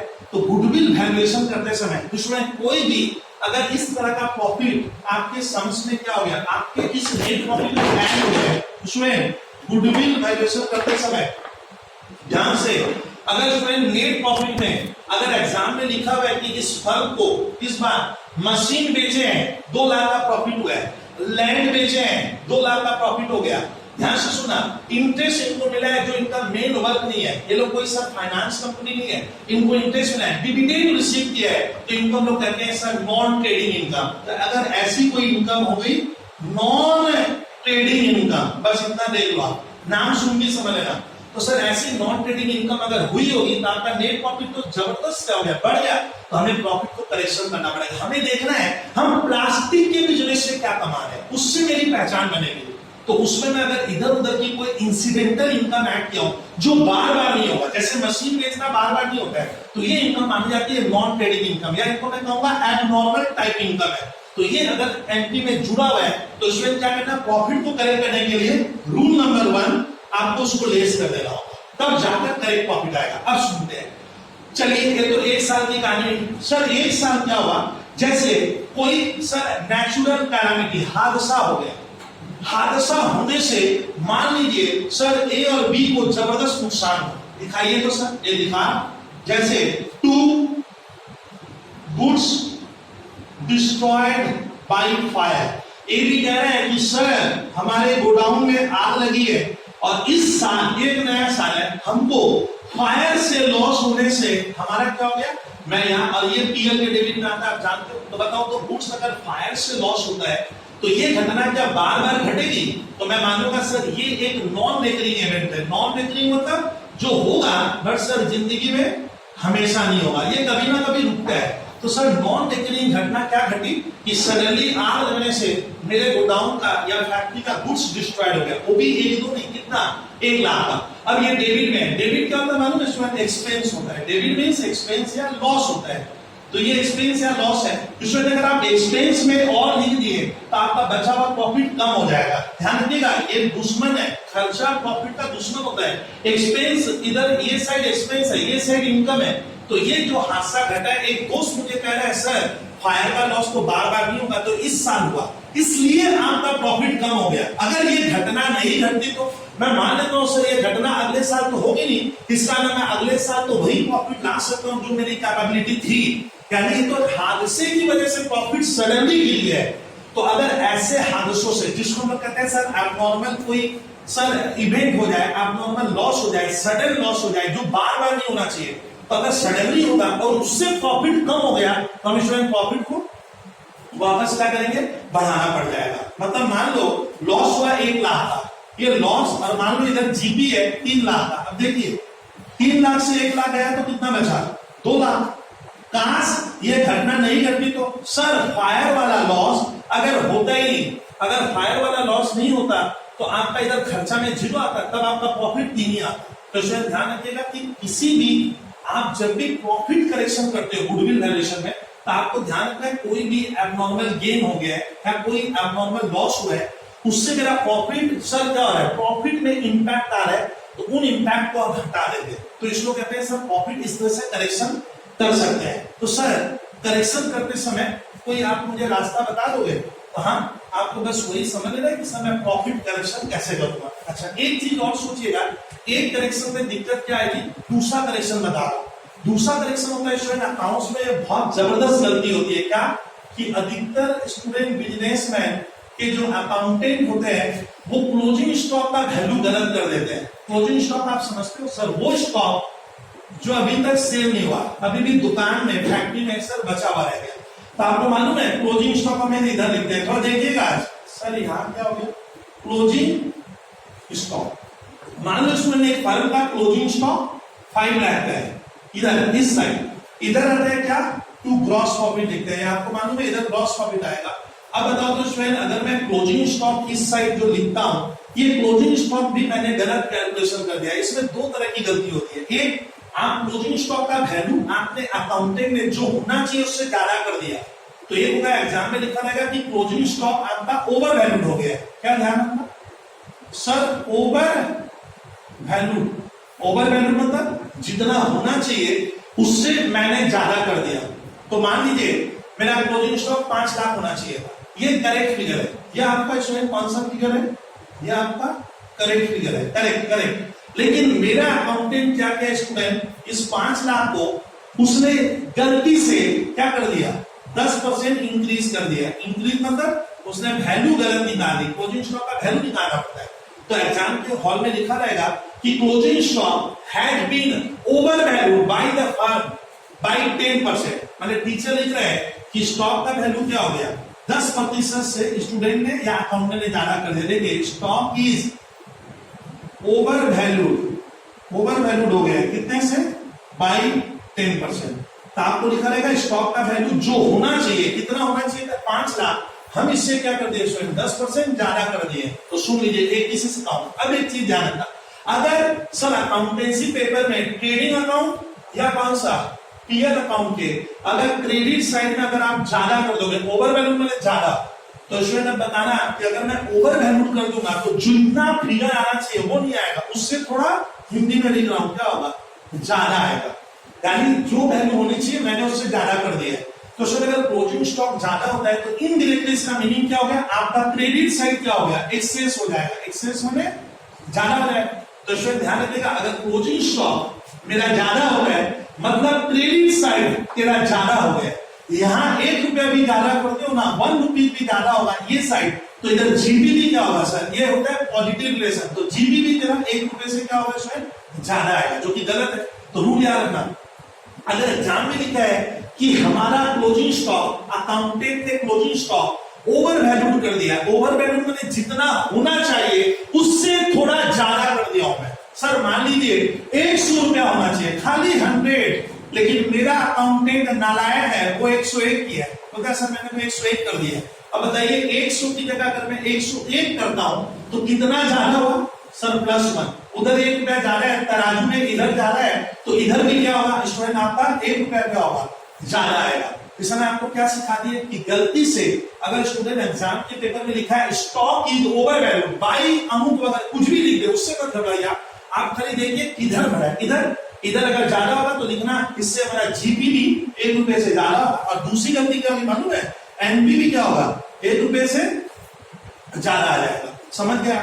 दूसरा सर अंडर वैल्यूड मतलब कम हो जाएगा, जितना होना चाहिए मैं उससे कम कर दिया। सर मानिए 100 होना चाहिए और मैंने इसको 99 कर दिया। 99 करने का मतलब स्टूडेंट क्या होगा, मैंने 1 रुपया क्या कर दिया, इधर तराजू में इधर 1 रुपया कम है, इधर 1 रुपया कम होगा, और उतना समझ गया कि जीबीबी क्या होगा आपका 1 रुपया कम आएगा। तो इसमें 2 तरह की गलती होती है, एक होता है ओवर वैल्यूड और एक क्या होगा स्टूडेंट अंडर वैल्यूड होता है। तो क्या सिखाए, अगर किसी क्वेश्चन में लिखा है कि stock is over valued bye इतनी रुपीज या बाय इतना %, या एक होता है अंडर वैल्यूड। तो ओवर वैल्यूड याद करो, तो ओवर वैल्यूड का मतलब होता है स्टूडेंट तराजू में अगर इधर ओवर वैल्यूड में, तो इधर क्लोजिंग स्टॉक ज्यादा है तो इधर ज्यादा, तो मोर क्लोजिंग स्टॉक। आप फॉर्मूला ध्यान रखना, अगर क्लोजिंग स्टॉक ज्यादा है तो जीबी और एनपी दोनों ज्यादा आएगा, और क्लोजिंग स्टॉक अगर कम है, कम कर दिया मैंने इनकम है, क्रेडिट में इनकम होता है, इनकम कम है तो जीबी और एनपी दोनों कम आएगा। तो इसको भी हम प्रॉफिट में हमें करेक्ट करना पड़ेगा, ये ध्यान से सुनेगा। तो सर करेक्शन का एक रूल्स क्या होता है, स्टॉक इज ओवर वैल्यू या फिर क्या अंडर वैल्यू का जबरदस्त इंपैक्ट आता है। देखिएगा ये लास्ट तक आपको सर पार्टनरशिप कहीं पे भी काम आएगा, जबरदस्त काम आएगा। स्टॉक इज या ओवर वैल्यूड या अंडर वैल्यूड वर्ड को आप हैबिचुअल करेगा। अब आ रहा है सर इसको समझ लेते हैं, ऐसे लिखा रहेगा स्टॉक इज ओवर वैल्यूड हो गया, ओवर वैल्यूड बाय 10%। मान लीजिए ये एक एग्जाम्पल था, स्कूल के पेपर में दिया है स्टॉक ओवर वैल्यूड है, तो पहले क्या था, तो मैं लिख रहा हूं पहले, बिफोर मान लेते हैं सर पहले ये 5 लाख का था, और ओवर वैल्यूड होने से क्या हुआ, what's happened if it is over value होगा तो क्या होगा सर, 5 लाख। तो तुमने क्या किया, 5 लाख पहले था, इसको मैं पहले करके पढ़ाता हूँ स्कूल सर, मैं पढ़ाते समय ऐसा पढ़ता, ये मेरा पहले मान लो स्टॉक 5 लाख का था, लेकिन मैंने इसको 10% ज्यादा कर दिया। अब देखिए तो 5 लाख का 10% ज्यादा करो, 10% करो, 5 लाख का 10% करोगे तो आएगा 50,000 हुआ। तो कितना कर दिया आप समझे ना स्टूडेंट, 5 लाख तो होगा और उससे भी तुम 10% क्या कर दिया, ज्यादा कर दिया। तो सर हम लोगों ने कितना किया, 5 लाख प्लस 5 लाख का 10% होगा, तो हमने कितना कर दिया, 5,50,000 कर दिया। ये मैं बोल रहा था, कुछ ध्यान से सुनिए, यानी जो स्टॉक पहले 5 लाख का था, मैंने उसे 10% ज्यादा करके कहां पहुंचा दिया, 5,50। अब एक ध्यान रखिएगा, एग्जाम में लिखा रहेगा closing stock is over valued bye 10%, बोलता है आपका स्टॉक 10% से बढ़ गया है। बताइए तो 10% इसका बढ़ाए थे ना, इसका, तो मेरे हिसाब से हम इसका 10% नहीं बढ़ाए थे, इसका 10% हुआ था। तो स्टूडेंट लोग क्या करते हैं ना, जल्दीबाजी में भी, ये मैथ्स के स्टूडेंट भी गलत करते हैं, वो लोग करते हैं 550 इंटू 10%, ये गलत है। क्यों गलत है, क्योंकि मैंने 10% इसका इंक्रीज किया था सर, इस फिगर का इसका थोड़ी किया था, मैं तो इसका 10% बढ़ा दिया है। तो स्टूडेंट ध्यान रखना होगा कि अगर कोई क्वेश्चन में लिखता है कि stock is over valued bye 10%, तो स्टूडेंट की जो गलती होती है, खास करके वो लोग ये वैल्यू तेरे को स्कूल वाले दे देंगे, टीचर देंगे 550, इसका 10% नहीं करेंगे सर, तो किसका करना होगा, ये तो 10% और ये वैल्यू तेरा वहां पे गायब है, खाली लिखा रहेगा closing stock is over valued bye 10%। तब आप एक ध्यान रखना, अगर एग्जाम में लिखा है कि क्लोजिंग स्टॉक 10% से ज्यादा है, तो मेरा ये नहीं सुनो। हमेशा आप लोग सोचो पहले क्या था, स्टॉक पहले क्या था, हमेशा मानना पहले वो 100 रुपए का था, एकदम बेस्ट तरीका बता, पहले वो 100 रुपए का था, अब कितने का है सर, अब अभी कितने का है, तो अभी हो गया 110। कैसे सर, एक तो 100 है, आपने क्या किया, आप कहते हो कि मैं 100 की चीज को 10% ज्यादा कर दिया हूं, तो 100 का 10% कितना होता है, 100 इंटू क्या 10%, मतलब 10 रुपीज, इतना तो आता ही होगा। तो आपने क्या किया, 100 को 110 कर दिया। तो हमेशा जब भी ऐसा कभी भी आएगा, machinery is over valued bye 10%, land is over valued bye 10% या अंडर वैल्यूड बाय 10%, तो आप लोग को क्या ध्यान रखना है कि जब भी लिखे ओवर वैल्यूड है, मेरा वाला टिक्स दे दे लिखना। मान लेते हैं कि पहले वो सामान 100 रुपए का था पहले, और अभी मैंने उसको 10% बढ़ा दिया, 100 का 10% कर दो। मैथ्स में 100 एक नंबर लेते हैं या 1 या x लेते हैं, आपको बात पता होगा सर। तो 100 का 10% 10, तो मैंने क्या किया, 110 कर दिया है, मैंने 100 को 110 कर दिया है। अब कहानी सुनिए, जो पहले क्या था 100 का था, अभी कितने का है, अभी है सर 110, उल्टा लिखूं, अब ऐसे, जो अभी 110 का है वो पहले क्या था, वो पहले 100 था। अब देखो आप चीज समझ लो, मैं दो अकाउंट सर दो नजरिए से बनता है। आप ऐसे बोलना कि जो अभी पहले 100 का था, अभी 110 है, मैं लिखा अभी 110 है, तो पहले 100 था। अब समझ में आ रहा है, अच्छा देखिए तो अभी कितना है स्टूडेंट, अभी कितना, अभी मेरा 550 है, तो 110 आप लोग ऐसे लिखना कि जो चीज अभी 110 है पहले 100 थी, ये चीज आपको ध्यान में रखना पड़ेगा। इसमें सर जो, अब देख लो 110 जो पहले था, अभी 110 है, अब 110 है, तो पहले क्या था सर, पहले मैंने बिफोर 100 था, और जो एक पे क्या होगा सर, मैं सब करते हो एक पे होगा, अगर मैं पूरा डिटेल में गया हूं, एक का होगा 100/110, और जो अभी कितने का है 550 का है, वो पहले कितने का था, आपको लिखना होगा 100/110 इंटू 550, तो आएगा स्टूडेंट कितना 5 लाख। अगर आप कैंसिल करके देखोगे तो 5 लाख आएगा, इस समय वो पहले 5 लाख का था। तो रूल नंबर क्या ध्यान रखना है, एक स्टूडेंट से मैं पूछ लूं, अगर क्वेश्चन में लिखा है stock is over valued bye 10%, तो मेरा वाला मंत्र कैसे फॉलो करना सुनना। आप हमेशा सोचना कि पहले वो 100 की थी, पहले वो 100 की थी, अभी 110 की हो गई, क्यों, क्योंकि मैंने 10 तो 100, तो आप इस नंबर को क्या करना ना, इस 110 से डिवाइड कर देना ऐसे बाई 110, और ऊपर 100 कर देना। क्यों 100 की बोलो, तो क्योंकि मुझे 550 से यहां जाना है, मैंने इधर वाला फिगर तो कम है, ये मैं कम लिखा हूं, तो आपको कम में जाना है, तो ऊपर कम नीचे ज्यादा रहेगा, ये गलती मत करना। मुझे फिगर को रिड्यूस करना है, कम की तरफ ले जाओगे तो ऊपर कम नीचे ज्यादा कर देना। मैंने आपको लिखना होगा 100/110। अगर क्वेश्चन में लिखा है stock is over valued bye 25%, बोला स्टॉक का दाम जो पहले था वो 25% से अब ज्यादा हो गया है। आपको क्या करने का विद्यार्थी, देखोगे आप ऐसे लिखोगे 550 जो भी रहेगा एग्जाम के पेपर में बाई 125। सर क्यों? क्योंकि मैंने 25% ज्यादा कर दिया, मैंने जो पहले 100 था अभी कितना हो गया 125, तो बाई 125 इंटू 100 कर देता। अगर लिखा स्टॉक की ओवर वैल्यू बाई 33%, बोलते स्टॉक का दाम जो पहले था मैंने 33% इंक्रीज कर दिया है, तो आप लोग क्या करोगे 550 बाई 133 इंटू 100 कर देना, यानी कम पे ऐसे जाएंगे। और यही चीज आपको फॉलो करना है, stock is under valued by 10%। अगर लिखता है सर 10% अंडर वैल्यूड हो गया, अंडर वैल्यूड माने जो पहले वैल्यू था मैंने उससे 10% कम कर दिया। सर पहले वाला स्टॉक का वैल्यू बोलोगे आप हमें, ले लो। मान लेते हैं सर स्टॉक पहले 5 लाख का था, मान लो पहले, आज कितने का है? अभी अभी अभी कितना किया? तो आप मुझे बोले कि सर मैंने स्टॉक को 10% क्या कर दिया, कम कर दिया। एग्जाम में लिखा रहेगा stock is under valued by 10। Under valued का मतलब 5 लाख था, तुमने क्या किया माइनस 5 लाख का 10%, ठीक तो बने आएगा कितना 450। अब बताइए तो खेल क्या हुआ कि जो पहले 5 लाख का था अभी कितने का है, अभी 4 मैंने कम हो गया। तो अगर एग्जाम में लिखा है stock is under valued by 10%, या कोई भी फिगर मशीन लिख देगा, बिल्डिंग कुछ भी लिख दे, तो 10% कम है। तो आप लोग ऐसे करना, पहले मान लो 100 का था पहले, आज कितने का है 90 का। क्यों? क्योंकि सर ने एग्जाम्पल दिया स्टॉक का वैल्यू 10% का है। ओ सर पहले 100 और अभी वाला फिगर है 90, तो ये अभी वाला है, इसको आप क्या करना बाई 90 कर देना और इंटू ऊपर क्या कर देना 100। आप इस वाले फिगर पे क्या होगे आ जाओगे। तो ध्यान रखना, दो तरीके चलते हैं बाजार में, एक होता है ओवर वैल्यू और एक होता है अंडर वैल्यू। अंडर वैल्यू का मतलब होता है नीचे कम ऊपर ज्यादा, और ओवर वैल्यू में नीचे ज्यादा ऊपर कम रहेगा। तो ये ध्यान रखना, ये गुडविल वैल्यूएशन में एक स्टॉक का करेक्शन आता है। एक उस तरह का आइटम बताए एबनॉर्मल गेन, एबनॉर्मल लॉस, और एक आता है सर स्टॉक करेक्शन। सर अब आ रहा है लास्ट करेक्शन। इसके बाहर अगर आप ये डेवलपमेंट अगर आप सीखते हो, फिर कुछ भी नया भी आएगा तो आप लोग खुद डेवलप कर लोगे, क्योंकि अकाउंट्स का एनालिस्ट टॉपिक है, कुछ भी देगा सर। लास्ट करेक्शन सीखते हैं। मान लीजिए स्टूडेंट पार्टनर लोग ए और बी ने एक गलती की है। क्या? सर हम लोग एक मशीन खरीदे हैं, ध्यान से सुनेगा। तब मान लेते हैं सर 2018 में ए और बी ने मशीन खरीदे 18 में, जबकि मैं आपको पढ़ा रहा हूं 20 में। चलिए 2018 में ए और बी ने एक मशीन खरीदी है। सर मशीन खरीदने का एंट्री क्या होता है?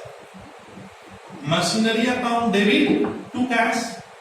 कितने की सर एक वैल्यू लोगे आप, ले लो 1 लाख की हमने मशीन खरीदी, तो ये एंट्री बनेगी मशीन, बिकॉज प्रॉपर्टी आ रहा है और मंथ याद रखना प्रॉपर्टी आएगा तो डेबिट, तो सर मशीन प्रॉपर्टी आई और कैश चला गया, मशीन टू कैश। अब 18 में हुआ था सर, ये घटना 18 में घटी थी, ये इवेंट आपका 18 में। चलिए फिर बाद में क्या होगा? अच्छा बताओ, तो मशीन का हम पीएल में लिखते हैं? हरगिज नहीं।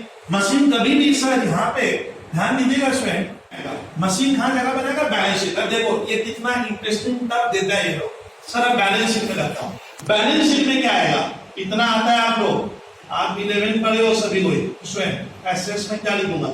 मशीन 1 लाख की। देखो तो हो तो गया, लेकिन मान लो स्टूडेंट मशीन हमने खरीदी, तो मशीन स्टूडेंट पीएल में नहीं आता है। क्यों? क्योंकि मशीन कोई एक्सपेंस नहीं है सर, ये कोई खर्चा, ये प्रॉपर्टी है, इसका अभी यूज नहीं हुआ, इसका यूज होगा, मिलेगा। तो मशीन कहां चला जाएगा? बैलेंस शीट में। आप 18 में एसेट्स में लिखोगे, इतना आपको सभी को आता है मेरे हिसाब से, every student knows it very well. तो सर मशीन हमारा मशीन टू कैश होगा, लेकिन मेरा अकाउंटेंट एकदम सही किया, मशीन जब भी परचेस करोगे मशीन टू कैश, बाद में आपको मशीन को कहां ले देना? Balance sheet. लेकिन मान लो मेरा अकाउंटेंट मशीन नहीं लिखकर, मैंने जनरली क्या बनेगी? मशीन टू कैश, इसको हम लोग कहते हैं कैपिटल एक्सपेंडिचर। लेकिन उसने क्या किया सर, गलती से machinery purchase by the partner A and B for the partnership firm, but wrongly debited to PL. Exam में क्या लिखा रहेगा कि मशीन खरीदकर बंदे लोगों ने पीएल में दिखा दिया। पीएल मतलब मालूम है पीएल में क्या हुआ? वो लोग पीएल में तो माना एक्सपेंस, मतलब वो लोग सोच रहे हैं, पार्टनर सोच रहे हैं हमने मशीन खरीदी और उसी साल वो खत्म हो गई, यानी उसको पीएल में जब भी दिखा देता है, पीएल में दिखाने का मतलब वो लोग उसको एक्सपेंस माना है, खर्च माना है। सर एक बार करके दिखाओ तो, ये देखो मशीन खरीदे, मशीन टू कैश, यही इनकी बनेगी। लेकिन वो लोग मशीन को कहां भेज दिया मालूम है? उन अकाउंटेंट ने, मेरा जो भी अकाउंटेंट है वो मशीन को ही पीएल में डाल दिया। अब देख बात सर, ये गलती का क्या अंजाम होगा? अब बैलेंस शीट में क्या होगा? मशीनरी यहां से क्या होगी? तो गायब हो जाएगी, मशीन आएगा ही नहीं, क्योंकि आपने तो मशीन में पीएल में भेजा, पीएल में भेजते तो क्या एंट्री बनाए थे, क्लास 11 में क्या सिखाया था, पीएल अकाउंट डेबिट और क्या हो जाएगी, सॉरी हाँ पीएल डेबिट टू मशीनरी। तो शायद सोचिए कभी कभी अकाउंटेंट लोग क्या करता है, मशीन खरीदा है तो लोग ना मशीन को एक्सपेंस मान लिए, मतलब बैलेंस शीट में नहीं दिखाकर गलती से अकाउंटिंग कंसेप्ट गलत लगा, प्रिंसिपल गलत लगा, क्या वो सोच रहा है बंदा की मशीन लगता है रेट की तरह सोच रहा है, इलेक्ट्रिसिटी का बिल सोच रहा है, ना सर ये खर्च नहीं था, उसने क्या किया पीएल में डाला। तो मालूम है क्या होगा, इसको कहते हैं सर कैपिटल एक्सपेंडिचर को हमने क्या किया, समझ में आ रहा है, कैपिटल एक्सपेंडिचर जो था सर वो बैलेंस शीट में आता है एसेट्स में, लेकिन उसने खर्चे में पीएल में डाल दिया और मशीन यहां से क्या हो गई, आएगी, ये गलती हो गया। अब मैंने मेरा बॉस, सर मैं ना नौकरी करूंगा, बॉस है तो बॉस बोलता है भैया मशीन तो यहाँ आता है इस जगह पे, तुम इसमें क्यों डाला, इसमें लिखते क्या हुआ, ये कौन सा साइड है पीएल का, सर मैंने 11 में पढ़ाया है, आप लोग ये एक्सपेंस है, तो मैं खर्चे में लिख दूंगा तो खर्चा बढ़ जाएगा, तो क्या होगा एनपी क्या होगा, इस घटना से मेरा एनपी क्या होगा, सारे स्टूडेंट एनपी कम हो जाएगा। यानी गलती से अगर मैं कोई एसेट सर पीएल के डेबिट में लिख रहा हूं, ये डेबिट है पीएल का, मशीन बिल्डिंग, मैंने गलती क्या की है कि बैलेंस शीट के आइटम को आप पकड़ कर पीएल में डाल दिए, इससे आपका खर्चा बढ़ गया, प्रॉफिट गिर गया, हम क्या करेंगे स्वयं प्रॉफिट को वापस बढ़ाना पड़ेगा, क्लियर करना, तो ये गलती देगा, परफेक्ट है। अब दूसरी गलती क्या होती है, देखो इसमें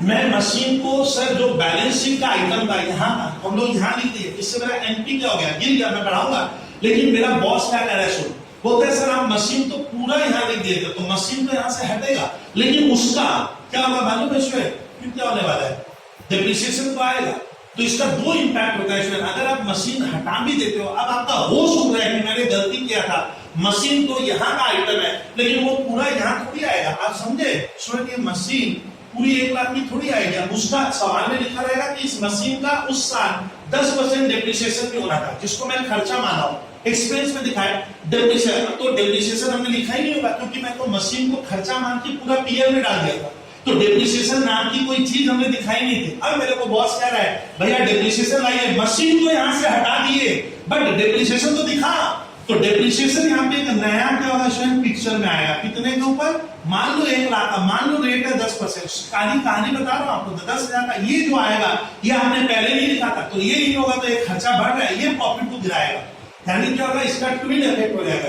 यानी कोई भी स्टूडेंट मैं अगर खर्चे के आइटम को ध्यान से सुनेगा, बैलेंस शीट के एसेट्स में लिखा या एसेट्स का आइटम को मैं खर्चे में लिखा हूं, तो आपको ना 2 बार सोचना पड़ सकता है कि मैंने गलती से यहाँ मशीन लिखी, तो उस मशीन को पहले यहां से निकालो, निकालने का मतलब वो हटेगा तो एनपी बढ़ेगा क्योंकि वो खर्चा था, फिर उस मशीन का डेप्रिसिएशन डालना पड़ेगा, और डेप्रिसिएशन खाली 18 में इफेक्ट नहीं डालेगा, फिर वो 19 अगर मान लो मेरा ईयर है तो डेप्रिसिएशन वहां भी पिक्चर में आएगा, फिर 2020 तक का प्रॉफिट तो वो डेप्रिसिएशन इधर भी आएगा, तो डेप्रिसिएशन तो एवरी टाइम दिखाते हैं, तो ये थोड़ा सा नॉलेज में याद रखना कि सर प्रॉफिट इस तरह से हमें क्या करना पड़ता है, करेक्शन करना पड़ेगा, आप ये नॉलेज में रखना। तो प्रॉफिट करेक्शन का आइटम मेनली क्या आने वाले हैं सर, एक तो हो गया कोई एबनॉर्मल गेन, एक हो गया एबनॉर्मल लॉस, एक देगा आपको स्टॉक के ऊपर, स्टॉक की ओवर वैल्यू, स्टॉक की अंडर वैल्यू, एक आपको देगा कि हम मशीनरी खरीद कर गलती से उसको खर्चा माने हैं, machinery purchase but treated as an expense and charge to debit of PL account, उस मशीन को यहां से हटाएंगे एनपी बढ़ेगा, फिर डेप्रिसिएशन लाऊंगा तो एनपी गिरेगा, तो आपको वो प्रॉफिट करेक्शन करना अगर नहीं आ रहा है तो आप स्टूडेंट एवरेज प्रॉफिट मेथड को ढंग से कर नहीं पाओगे। सिंपल वर्ड में एकदम इतना समय कह दो, सिंपल हो या आपका वेटेड एवरेज मेथड हो। अच्छा, अब क्वेश्चन बन रहा है स्टूडेंट, तो आज का हमारा सर इस एग्जांपल से आप मेरे जो एग्जांपल दे रहा हूं, जो सॉल्यूशन आप सारे क्वेश्चन अगर सुने हो, समझ रहे हो स्टूडेंट, तो वो कर पाएगा, कहीं दिक्कत नहीं आएगी। एक बार देखो स्टूडेंट एग्जांपल आज ही का ले लीजिए, एग्जांपल देखो ए बी, ठीक है, तो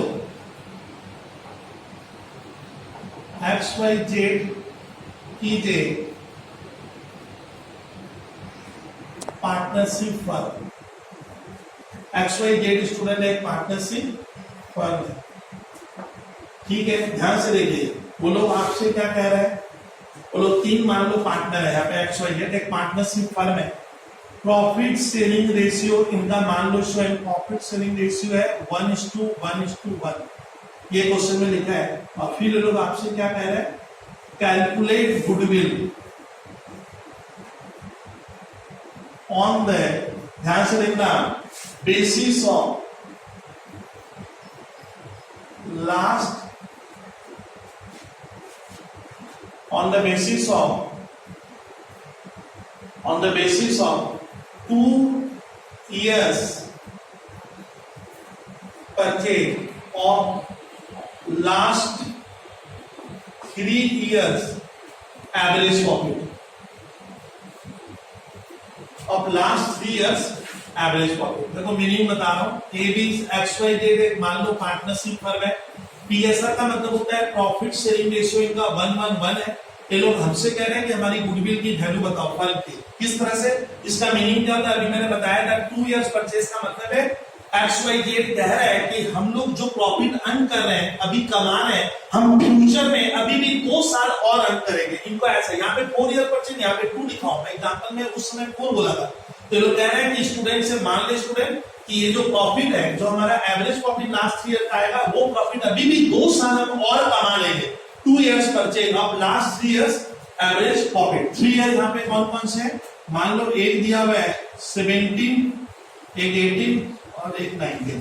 यहाँ पे क्या लिखा हुआ है, मान लो यहाँ प्रॉफिट लिखा हुआ है स्टूडेंट 10 लाख, ठीक है। तो साइड में लिखा हुआ है loss due to fire of goods, इनका फायर ऑफर हुआ था, तो इनको मान लो 4 लाख का क्या हुआ, लॉस हुआ था। वो लॉस होने के बाद ये 10 लाख का प्रॉफिट बने, इतना नुकसान होने के बाद अब नॉर्मल हादसा है तब 10 लाख का प्रॉफिट आया। सही बात है सर, इस साल का प्रॉफिट 6 लाख का होगा ना, इस साल का प्रॉफिट 20 लाख का लेता हूं, ठीक है। तो यहां लिख देता हूं, साइड में लिखा हुआ है profit on sale of investment. ये लोग इस साल क्या किए स्टूडेंट, इन्वेस्टमेंट सेल किया, उसमें प्रॉफिट में मान लेते हैं 5 लाख का। तो 5 लाख ये लोग कहां से कमाए स्टूडेंट, बहुत ध्यान से, कि मशीन बेचे थे, इन्वेस्टमेंट बेचे थे, तो 5 लाख का प्रॉफिट हुआ। वो प्रॉफिट इसके भीतर जुड़ा हुआ है, इसमें इंक्लूड किया हुआ है, यह आपको ध्यान से सुनना है। फिर उसमें इस साल का प्रॉफिट दिया, मान लो इसमें इस साल का प्रॉफिट में दे रहा हूं 16 लाख। पैटर्न में लिखा हुआ है ₹1 lakh insurance premium for a insurance premium लिखो to be paid but not shown, SHOWN, shown in books. अब देखो, अब बताओ ये क्वेश्चन, जैसे इस तरह का क्वेश्चन आ रहा है तो मान लेना आपको प्रॉफिट करेक्ट करना पड़ेगा। क्यों करेक्ट करेंगे, देखिए इस साल का प्रॉफिट मेरा 10 लाख का आया है। अब होता है कि इस साल हमारा फायर ऑकर हुआ, गोडाउन में जबरदस्त आग लग गई, आग लगने से 4 लाख का लॉस हुआ है। वो लॉस होने के बाद ये प्रॉफिट आ रहा है 10 लाख का।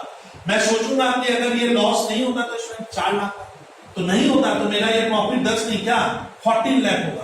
तो इस 4 लाख को ना हमें इसमें ऐड करना पड़ेगा। हम ये सोचेंगे कि ये एक क्या है सर, नेचुरल क्या बोले, ये सर एक तरह का अबनॉर्मल इवेंट है जो घटा है, लेकिन ये घटना बार बार नहीं होगी। तो मैं सोचूंगा कि काश मेरी जिंदगी में ये भी सोच रहे हैं कि ऐसा नहीं होता, क्योंकि अगले साल ये घटना बार बार नहीं होगी सर। ऐसा थोड़ी है कि नॉन रेकरिंग इवेंट बार बार होंगे, तो नहीं होगा तो मैं क्या कमा लेता, ये घटना नहीं घटती तो यहाँ 14 लाख आता। फिर सोचते हैं सर ये लोग इस बार एक इन्वेस्टमेंट बेचा है, जबकि ये इनका काम नहीं है। इन्वेस्टमेंट बेचे बोलकर प्रॉफिट भाग गया, देखो सीधा काम 20 लाख का प्रॉफिट दिखा रहा है। काश ये इन्वेस्टमेंट बेचा, लेकिन सर मेरा बिजनेस से रिलेटेड नहीं है, ये काम नॉन ट्रेडिंग है। ये मानता आपको हमेशा नॉन ट्रेडिंग, जब ये नॉन ट्रेड मतलब ये मेरे बिजनेस से रिलेटेड नहीं है, मैं शेयर बाजार करता हूँ, मैं पैसा उससे भी कमाया हूँ। ये मेरा एग्जाम्पल था प्लास्टिक। मान लो ये लोग प्लास्टिक का बिजनेस है, तो लोग प्लास्टिक बेच के नहीं कमाए, तो इन्वेस्टमेंट बेच दिए बोल के 5 लाख कमाए। ये घटना बार बार नहीं घटेगी, ये रेकरिंग नेचर का नहीं है। तो मैं मानूंगा अगर ये प्रॉफिट नहीं होता तब मेरा बिजनेस केवल प्लास्टिक से क्या कमा लेता, तो वो 5 लाख इससे लेस कर देगा। और लिख रहे हैं कि लोग कोई इंश्योरेंस पॉलिसी बनाया है, उसका इंश्योरेंस प्रीमियम दे रहे हैं। ये इंश्योरेंस प्रीमियम है कितने रुपए का, 1 लाख जो बनाए थे, लेकिन ये प्रीमियम अभी तक दिए ही नहीं है। और मालूम है इंश्योरेंस प्रीमियम कहां आता है, इसमें PL में लिखते हैं, क्या बोलकर टू इंश्योरेंस प्रीमियम कितने का, 1 लाख। तो ये लोग लिखा है कि 1 lakh rupees, 1 lakh insurance premium to be paid, teacher कह रहे हैं कि ये प्रीमियम अभी भी देना बाकी है जो अभी तक बुक्स में हमने दिखाई नहीं। काश अब मैं दिखाऊंगा कहां पीएल में अगर ये खर्चा आएगा तो आपको मोटी बात बता तो आपका खर्चा बढ़ेगा। जैसे ही 1 लाख इन करोगे तो ये प्रॉफिट क्या होगा, गिरेगा। तो इसमें आपको पहले प्रॉफिट करेक्शन करना होगा। तो प्रॉफिट करेक्शन करके अब आप देखिए सिंपल ना बेटे, तो ये सिंपल एवरेज में बनाएंगे। क्यों? क्योंकि लिखा हुआ है कि आपको अच्छा 2 इयर्स परचेस का मतलब होता है जो एवरेज प्रॉफिट आएगा लास्ट 3 ईयर का उसको आपको 2 से मल्टीप्लाई करना है तो आंसर आ जाएगा। तो इसका देखो मैं सॉल्यूशन यहाँ पे छोटा सा बना दे रहा हूँ। सर किस तरह से थोड़ा करा भी देता हूँ, ओरली देख लेना और बाद में नोट कर लेना। सर ईयर हो गया 17, स्टूडेंट 18 और 19। प्रॉफिट कितना था विद्यार्थी देखो तो 10 लाख था, ये पहले लिखोगे प्रॉफिट, ये गिवन है और ये सीओ करेक्ट प्रॉफिट। एक मैंने कॉलम बना दिया करेक्ट प्रॉफिट और ये प्रॉफिट ब्रैकेट में क्या लिखो एज गिवन। एज गिवन मतलब टीचर ने दे के रखा है भैया। तो 10 लाख का प्रॉफिट ये गलत है तो करेक्ट प्रॉफिट क्या होगा, फायर हुआ है स्टूडेंट। कहां से घटना नहीं करती 4 लाख वाली तो प्रॉफिट 10 नहीं कितना 40, फायर होने से प्रॉफिट गिर गया होगा तो आप यहाँ पे 14 करोगे। तो करेक्ट प्रॉफिट कितना होगा इसमें, प्रॉफिट एज गिवन। अब करेक्ट करने के लिए इसमें 4 लाख क्या करना ऐड कर देंगे यानी मेरा करेक्ट प्रॉफिट होता अगर वो नहीं होता 14 लाख। फिर सुनिए 18 का प्रॉफिट कितना है सर 20 लाख का। कब हुआ है, जब मैं इन्वेस्टमेंट बेचा हूं 5 लाख का। अच्छा profit on sale of investment कहां जाता है मालूम है, इसमें आप लोगों को पीएल के क्रेडिट में आएगा ये 5 लाख। ये समझ लीजिए इस तरह से 5 लाख इधर आएगा इस साइड आएगा बाई प्रॉफिट, तो इसमें एनपी बढ़ जाएगा इधर।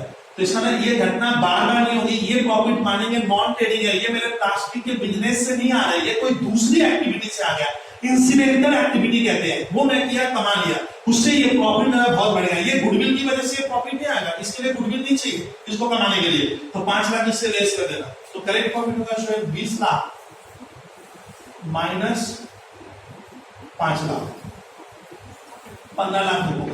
फिर सर इस साल हम लोग का प्रॉफिट 16 लाख का है, बोलता है हम लोग एक इंश्योरेंस प्रीमियम हमें 1 लाख देना है। इंश्योरेंस प्रीमियम अभी पता है पीएल में आएगा, ये आपका एक खर्च है और ये प्रॉफिट को गिरा देगा। तो 16 से 1 निकाल दो यानी करेक्ट प्रॉफिट कितना होगा 16 लाख। काश वो खर्चा मैं पीएल में प्रॉफिट एंड लॉस में पहले ही लिख लेता तो मेरा प्रॉफिट कम होता। इतना नॉलेज है 11 के स्टूडेंट को। तो सर 16 से 1 है तो कितना होगा 15। ये हो गया करेक्ट प्रॉफिट का। पाई क्या कर देंगे तो सर हम इसको ऐड करोगे तो 44,000 का करेक्ट। ये आपका सर सिंपल एवरेज पे ये हो गया आपका वर्क नोट 1 आपको ये बनाना होगा। आप पहले प्रॉफिट करेक्ट निकाल लेना, ऐसे ईयर लिख लोगे, प्रॉफिट एज गिवन लिखोगे और फिर करेक्ट प्रॉफिट लिख लेना, बस हो गया। अब इसका एवरेज कर देंगे। इसका स्टेप 2 क्या होगा, स्टेप 2 मैं यहां कर दे रहा हूं, क्या लिखेंगे sir average profit of last 3 year कितना आएगा। मैं पहले स्टेप ही सर 44 लाख मैंने यहां से ले लिया और ये 3 से क्या कर देना डिवाइड कर देना। तो सर 3 से डिवाइड कर रहे हैं तो 3 बन जाए, यहाँ पे 1 लिखोगे 1 4 कितना हो रहा है 3 4 जा 2 0 3 6 6 6 7 तो सर 146 6 6 7 ना 1466 6 6 7 का हमारा आएगा एवरेज प्रॉफिट। और वर्क नोट 3 क्या बना देना गुडविल। गुडविल कॉस्ट कितना है सर, तो गुडविल कितना इयर्स परचेज हो रहा है। हमेशा इसमें वर्ड आएगा कि goodwill is to be valued, मैंने लिखा है आप याद कीजिए 2 इयर्स परचेज है। तो आप क्या करोगे ये 14 ये जो एवरेज प्रॉफिट है इसको लिखोगे ये वाला और इनटू 2 इयर्स उससे मल्टीप्लाई कर दोगे, यहां क्या आएगा इसमें आपका आंसर आ जाएगा। इस तरह से आपको प्रॉफिट करेक्शन पहले करना आना चाहिए। तो सर आज हम लोग का जिस क्या क्या दिए how we have to calculate the correct profit। तो रूल नंबर याद रखना, अगर प्रॉफिट आपको लग रहा है कि कोई एबनॉर्मल एक्टिविटी वो होती है जो बार बार नहीं होती उसको मैं कहता हूँ एबनॉर्मल कहते हैं अकाउंट्स में। एबनॉर्मल प्रॉफिट मतलब जो मैं बार बार नहीं कमा पाऊंगा, सडनली अर्न कर लिया, उसको कहते हैं एबनॉर्मल गेन या एबनॉर्मल प्रॉफिट। तो अगर आपका कोई सर नॉन रिकरिंग इनकम हो गया एबनॉर्मल प्रॉफिट हुआ तो उसको तुम लोग प्रॉफिट को करेक्ट करना। एबनॉर्मल लॉस होने से प्रॉफिट कम हो गया तो प्रॉफिट वापस बढ़ा देना। अच्छा ओवर वैल्यूएशन और अंडर वैल्यूएशन ऑफ स्टॉक का ट्रीटमेंट नॉर्मली पूछता ही है और कुछ भी दे सकता है। तो आप लोग प्रॉफिट इस तरह से पहले तो स्टूडेंट आपको करेक्ट करना बहुत जरूरी है, बहुत ही सिंपल वे में बन जाता है। अच्छा अब ये ध्यान रखिएगा क्या हमारा ये सिंपल एवरेज प्रॉफिट है। सर अगर यही क्वेश्चन ध्यान से सुनिए अगर वेटेड एवरेज में आ जाता तो वेटेड एवरेज में क्या होता है स्टूडेंट, ये जो आपका सिंपल एवरेज प्रॉफिट जो करेक्ट प्रॉफिट है ना, इसको हम लोग वेट से मल्टीप्लाई कर देते हैं, तो वो हो जाता है स्टूडेंट वेटेड एवरेज प्रॉफिट हो जाता है, उसमें कुछ बचता नहीं है। WEIGSTED वेटेड एवरेज प्रॉफिट में अगर गुडविल वैल्यू करोगे तो आपको स्टूडेंट वेट लेना पड़ जाता है, ये बहुत जन समझ नहीं पाते हैं, ठीक है। तो वेटेड एवरेज में भी स्टूडेंट आपको पहले प्रॉफिट क्या करना पड़ेगा, कलेक्ट करना पड़ता है, ये ध्यान रखना। ये हो गया वेटेड एवरेज प्रॉफिट। और आज का ये लास्ट एग्जांपल है, calculate goodwill on the basis of 2 years purchase of average profit of last 3 years। मैंने वही लिया लास्ट 3 years। प्रॉफिट कैसे कैसे दिया हुआ स्टूडेंट देख लो। 2017 मान लो प्रॉफिट है 5 लाख। 2018 PROFIT सर प्रॉफिट इस बार दिया है 6 लाख। सर 2019 सर प्रॉफिट दिया है अगेन, इस बार मान लो प्रॉफिट दे रहा है सर यहाँ पे सीधा 11 लाख। 11 लाख का प्रॉफिट दिया हुआ है, ये क्या करना। इस बार मैं करा रहा हूँ वेटेड एवरेज प्रॉफिट। तो स्टूडेंट वेटेड एवरेज प्रॉफिट में अगर लिखा हुआ है, पढ़ना हूँ calculate goodwill on the basis of, ये देखिए 2 years परचेज, मतलब अब जो भी एवरेज प्रॉफिट आएगा ना उसको मैं 2 से इंटू करूंगा। मैं मानूंगा ये प्रॉफिट अभी भी 2 साल हम लोग और कमा लेंगे, तो 2 years परचेज और एवरेज प्रॉफिट किसका लेने बोला है, लास्ट ईयर। लेकिन सर इसमें तो बोला कि वेटेड एवरेज, तो मैं बता रहा हूं वेटेड एवरेज कब करते हैं स्टूडेंट, जब आप देखिएगा क्वेश्चन में जो प्रॉफिट देगा वो लगातार बढ़ेगा। जैसे एक बार 5 लाख है, एक बार 6 लाख है, फिर गया, यानी इनका प्रॉफिट स्टूडेंट क्या हो रहा है, पहले मान लो प्रॉफिट इतना आया था, उसके बाद प्रॉफिट इतना हो गया, ग्राफ है यहां से यहां, फिर प्रॉफिट मान लो और बड़ा हो गया। तो प्रॉफिट जब कंटिन्यूअस बढ़ता है या कंटिन्यूअस घटेगा तब तुम लोग एग्जाम में weighted average profit CA guideline का आप यूज करना। तो सर वेटेड एवरेज प्रॉफिट कब यूज करते हैं, नॉर्मली अगर क्वेश्चन साइलेंट है तब आप सिंपल एवरेज में करना। अधिकतर क्वेश्चन में देखा गया वेटेड एवरेज का ट्रेंड तब फॉलो करते हैं जब प्रॉफिट लगातार बढ़ेगा, लगातार बढ़ रहा है। देखो 5 से 6, 6 से 11, घटना नहीं चाहिए, बढ़ के घटे, माने ग्राफ ऐसे चलेगा, प्रॉफिट बढ़ा ऊपर चला जाएगा, फिर घट रहा है, फिर बढ़ रहा है। तो यहाँ पे आप यूज करो सिंपल एवरेज मेथड करना। लेकिन प्रॉफिट मेरा लगातार क्या हो रहा है, बढ़ रहा है सर। अब देखा ये तो सर हम समझे नहीं, मान लो ये ग्राफ है, अब आप मुझे बोले कि सर मैं तो 17 में 5 लाख कमाया, मान लो ये 5 लाख का सर हमारा एक रेक्टेंगल बना लेते हैं, ये मेरा 5 लाख का प्रॉफिट मैंने कमाया, मैंने मतलब पार्टनर ले लिए थे 5 लाख। फिर लोग कहते हैं ना सर इस साल तो हमारा 6 हो गया। देखो ग्राफ थोड़ा सा क्या हो गया यहाँ पे ऊपर की तरफ आ रहा है। ये प्रॉफिट का सर आपको उम्मीद करता हूँ कि 12 के छात्र ऑर्डिनरी तो होगी, फिर समझ लो क्या हो रहा है। ये 6 लाख का प्रॉफिट आया है, फिर हर बार का क्या, अब तो 11 में चला गया सर, ये करीब करीब मान लो सर एक रेक्टेंगल मैंने बनाया, ये 11 लाख है। अब आप लोग समझिए स्टूडेंट कि एबी फर्म का प्रॉफिट कैसा है, 5 से आप देखिए ये बढ़ गया, इतना बड़ा, ये हो गया 6, फिर यहाँ पे देखो 6, यहाँ तो हर पार कर दिया, ये तो यहाँ से ऐसे चला जा रहा है, इस तरह से और ऊपर गए, तो यहाँ पे बोल रहे हो कि 11 लाख। तो स्टूडेंट जब प्रॉफिट इस तरह से लगातार क्या होगा, ये रेक्टेंगल लगातार बढ़ते हैं या घटते हैं, तब आप वेटेड एवरेज यूज करना। तो स्टूडेंट वेटेड एवरेज प्रॉफिट में क्या कब यूज करना है, वेट द प्रॉफिट का आपको ट्रेंड देखना है। ट्रेंड माने चाल, प्रॉफिट का चाल कैसा है, ट्रेंड कैसा है, ट्रेंड माने रुझान कहते हैं स्टैट्स में। आप देखिए ट्रेंड कैसा है, ट्रेंड बढ़ रहा है, तब वेटेड एवरेज करेंगे। क्यों, क्योंकि ये भी कह रहा है कि भैया देख हम 5 लाख हम लोग 5 लाख कमाए थे 17 में, वो मेरा पुराना है, हिस्ट्री है, जिंदगी अतीत है, पुराना बीत गया है, लेकिन आज मैं 11 कमा रहा हूं। और आने वाले ईयर में, इधर आने वाला ईयर है, आने वाले ईयर में इसके होने की संभावना ज्यादा है, इनके होने की संभावना कम है। मतलब वो कह रहा है कि आने वाले पीरियड में हम 11 या उससे ज्यादा ही कमाएंगे, हम 6 और 5 तो मेरा पुराना है, भूल जाओ। तो चलो आप चीज समझ रहे हो कि ये भी हम कहते हैं कि हम आने वाले ईयर में 11 लाख को कमाने की क्षमता ज्यादा रखते हैं, और ये होने का चांस हमारे पास क्या है, कम है। क्वेश्चन इसीलिए कहता है वेटेड एवरेज में जिसके होने की चांसेस बहुत कम है, उसका रेट आप दोगे स्कूल के पेपर में 1। मैं मानूंगा 5 लाख ये लोग कमाएगा, आने वाले पीरियड में ये एक ही बार होने वाला है, सिर्फ एक बार होगा। लेकिन 6 लाख आने की संभावना, हम मानेंगे ये प्रॉफिट आने का चांस 2 बार है और हम मानेंगे 11 लाख आने के बाद चांस 3 बार है। इस समय स्टूडेंट इसको कहते हैं वेट करना। वेटेड मतलब आप उसको ज्यादा इंपॉर्टेंस देते हो जिसका होने का चांस आ रहा है। जैसे 11 लाख होने की घटना अब ज्यादा घटेगी तो मैं मानूंगा इसके आने की प्रोबेबिलिटी 3 बार है, इससे आने की प्रोबेबिलिटी 2 बार और इससे आने की 1 बार है, उससे मल्टीप्लाई करते हैं। इसको कहते हैं फैक्टर। ये होता है वेटेड फैक्टर। 1 2 3 ऐसे देंगे आप लोग। या तो स्कूल का टीचर बताएगा कि यहाँ पे लिखेगा 2 लोग, यहाँ पे 4, यहाँ पे 3 लूमा है। लेकिन अगर स्कूल का पेपर, बोर्ड का पेपर, सीए का पेपर साइलेंट है तो वेट हम अपने मर्जी से ऐसे ही लेते हैं 1 2 3 4 ऐसे लूंगा। और क्यों लिए क्लियर कर दिया। क्वेश्चन आता है कि why weight has been taken in this fashion, आप ऐसे ही क्यों लोगे? तो लिख देना सर 11 लाख होने का चांस इनसे होने से बहुत ज्यादा है, इससे इसका वेट मैंने 3 रखा है, उसका 2, इसका 1। अब इनको ऐड कर लेना 3 2 5 और 1 6 और 6 से डिवाइड करेंगे। स्टैट्स पढ़ते हो, समझते हो तो वेटेड एवरेज का लॉजिक दिए। वेटेड एवरेज तब करना जब प्रॉफिट लगातार बढ़े या लगातार घटेगा, वेट वैसे ही लोगे। सर करेंगे कैसे? यही तो कैलकुलेशन ऑफ क्या, गुडविल लिखोगे।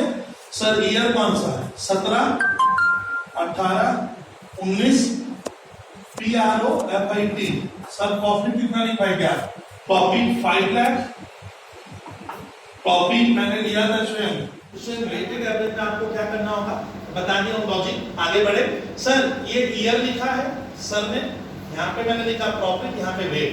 वेट कितना लेंगे मैं मानूंगा स्टूडेंट, हम विद्यार्थी एज ए स्टूडेंट हम मानेंगे अब 5 लाख इनका बहुत पुराना है, ये सर रद्दी कागज है और अभी लेटेस्ट मेरा 11 तो माना जाएगा हम इसको कमाने की क्षमता, इसकी आने की चांसेस ज्यादा, इसकी कम है, कम वाले को कम वेट देना।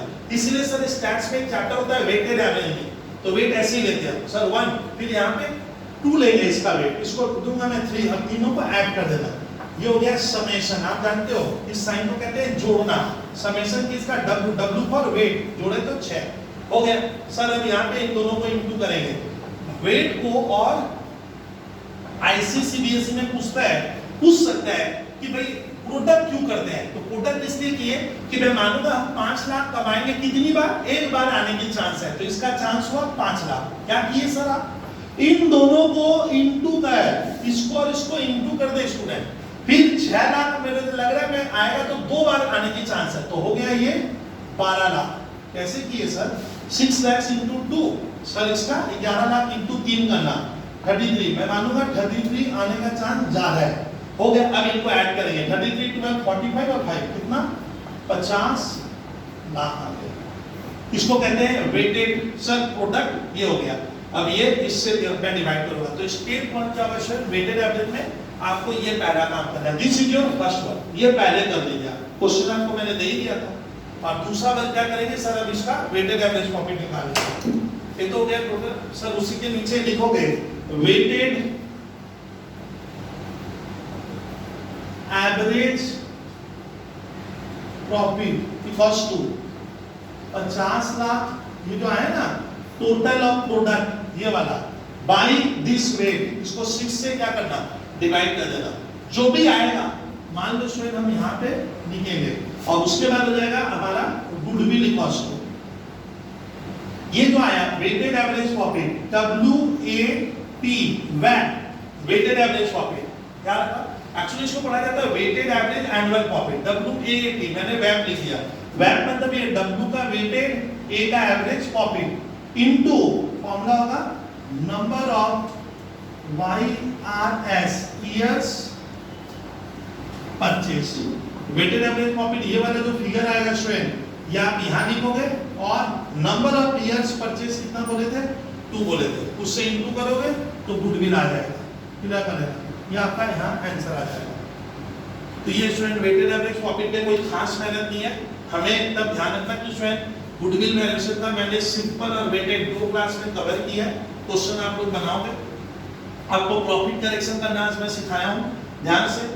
वेट क्यों लेते हैं ऐसा उसका लॉजिक दिया हूँ कि इसमें 3 ही क्यों लिखना है।